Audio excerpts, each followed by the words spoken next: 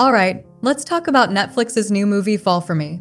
At first glance, this film seems to have everything: breathtaking beaches, attractive actors, fashionable outfits, and plenty of steamy romance. Basically, the type of movie you'd expect to be both fun and dramatic at the same time. But here's the catch. Once you actually sit down to watch it, you realize the movie doesn't really have much to offer beyond its glossy surface. The story centers on Lily, an auditor who travels to Palma to visit her younger sister, Valeria.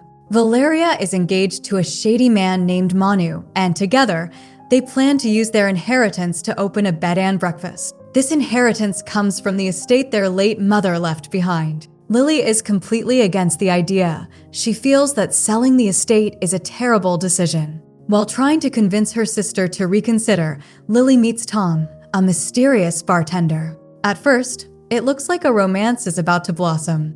But soon, we discover that Tom is actually a con artist. Here's the twist: Tom isn't your typical scammer. The film borrows inspiration from the Tinder swindler, but unlike the real-life fraudster who left women heartbroken and broke, Tom eventually has a change of heart and decides to help them instead. Sounds interesting, right?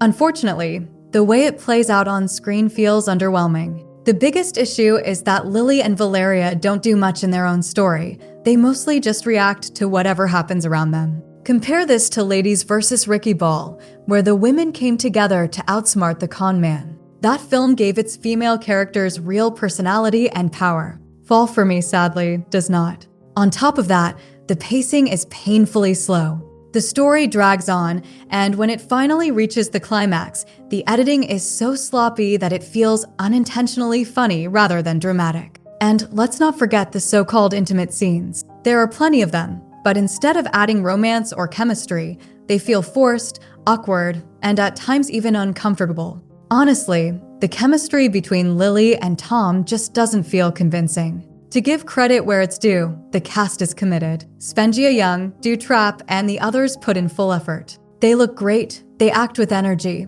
but sadly, the weak writing and sluggish pacing drag everything down. So, what's the final verdict? Fall For Me only works if you're looking for something light, glamorous, and escapist: pretty people in pretty places. That's exactly what you'll get. But if you want a romance that's clever, engaging, and genuinely entertaining, this isn't it. Ladies vs. Ricky Ball remains the far better option.